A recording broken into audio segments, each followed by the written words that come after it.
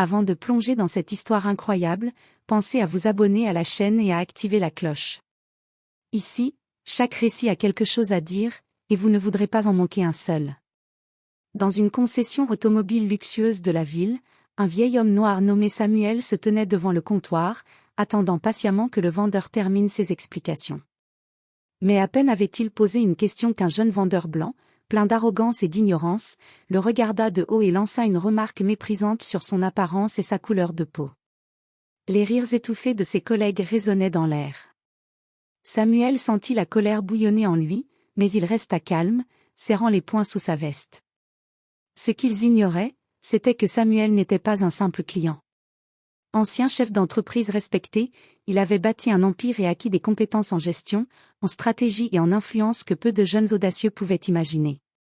Humilié publiquement, il savait que cette injustice ne resterait pas sans conséquence.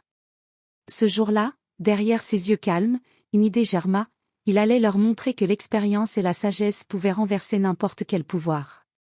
Et bientôt, chaque membre du personnel de cette concession découvrirait à ses dépens que la véritable force ne se mesure pas par l'âge ou l'apparence, mais par la détermination et l'intelligence. Le lendemain matin, Samuel revint à la concession, cette fois avec un sourire discret et une assurance tranquille. Il ne venait pas pour acheter une voiture, mais pour exécuter son plan. Dès son arrivée, le personnel, qui se souvenait encore de son humiliation, le regarda avec une légère appréhension. Samuel s'approcha du comptoir, feignant la curiosité d'un client intéressé. Il posa quelques questions techniques sur les voitures les plus chères, notant mentalement chaque nom, chaque poste, chaque responsable. Puis, avec un calme déconcertant, il sortit son téléphone et fit quelques appels rapides. Quelques heures plus tard, la porte de la concession s'ouvrit sur une délégation inattendue, des inspecteurs de la société mère et des représentants juridiques.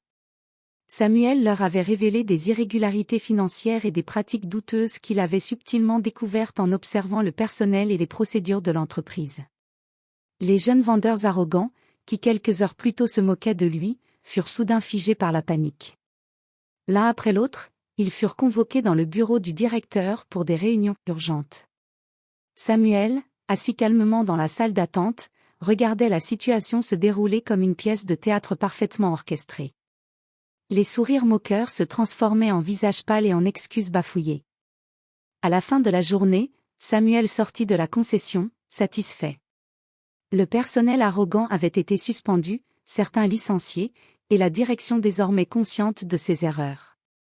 L'humiliation qu'il avait subie était effacée, remplacée par un respect silencieux et parfois craintif.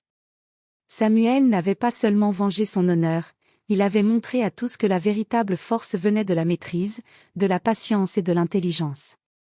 Et, tandis qu'il montait dans sa voiture, il savait que ce n'était que le début de sa revanche contre ceux qui croyaient que l'âge et la couleur pouvaient diminuer un homme.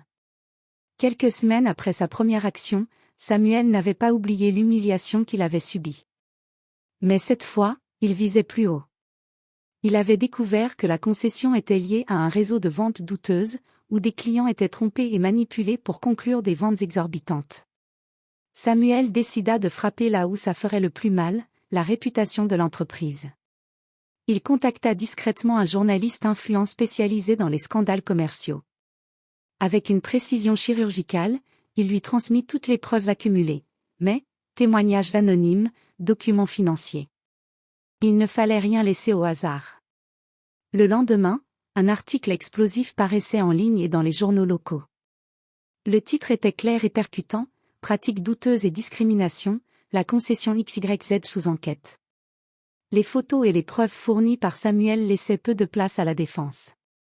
Les clients affluaient sur les réseaux sociaux, exigeant des explications et menaçant de ne plus jamais acheter dans cet établissement.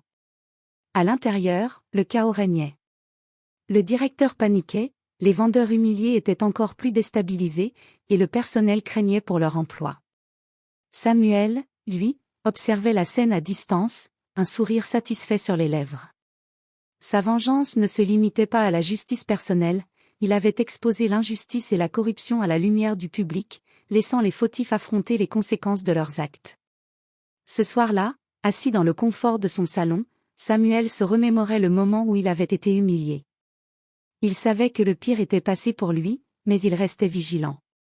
Parce que parfois, la véritable revanche ne consiste pas seulement à renverser le pouvoir des autres, mais à s'assurer que personne ne puisse jamais sous-estimer un homme comme lui. La concession n'était plus que l'ombre d'elle-même. Les clients se faisaient rares, la direction tremblait à chaque appel, et le personnel arrogant, autrefois insensible et moqueur, vivait dans une peur constante. Samuel savait que le moment était venu pour le coup final. Il revint à la concession sous l'apparence d'un simple client, cette fois accompagné d'un représentant légal et d'un inspecteur financier.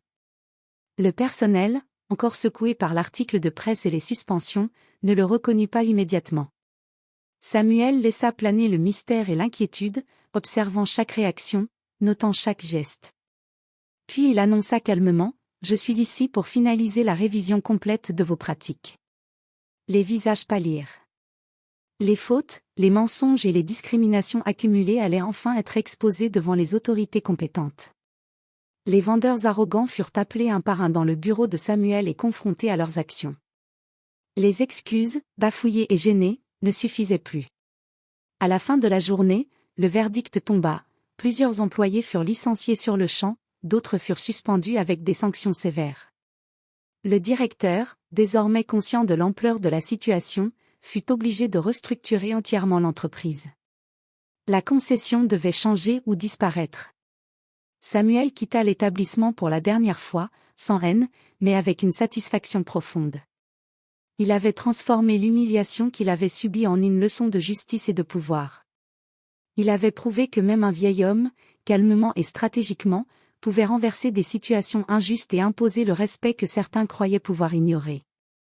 Et tandis qu'il s'éloignait, son esprit était déjà tourné vers de nouvelles batailles à mener, car pour Samuel, chaque injustice était une opportunité de montrer que l'intégrité et la détermination surpassent toujours l'arrogance et l'ignorance. Quelques mois plus tard, la concession avait complètement changé. La direction avait été remplacée par des gestionnaires intègres, et le personnel avait reçu des formations sur le respect, l'éthique et la diversité.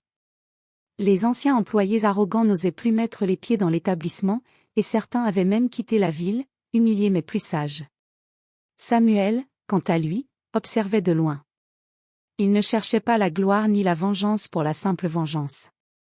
Son objectif avait toujours été de transformer l'injustice en leçon durable. Il savait que ce qu'il avait accompli resterait gravé dans les mémoires de ceux qui avaient tenté de le rabaisser. Un jour, le nouveau directeur l'invita pour une visite officielle. Samuel se promena dans la concession rénovée, des affiches encourageant la diversité, des équipes accueillantes et professionnelles, et des clients traités avec respect à chaque étape. Il sourit, satisfait. Sa vengeance avait été juste, réfléchie et constructive. En quittant l'établissement pour la dernière fois, Samuel se retourna une dernière fois et murmura.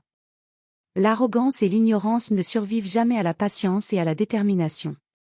Et tandis que le soleil se couchait sur la ville, Samuel continua son chemin, certain que l'honneur et le respect qu'il avait défendus ne seraient jamais oubliés. Son nom, pour ceux qui l'avaient sous-estimé, resterait associé à une leçon qu'il n'oublierait jamais.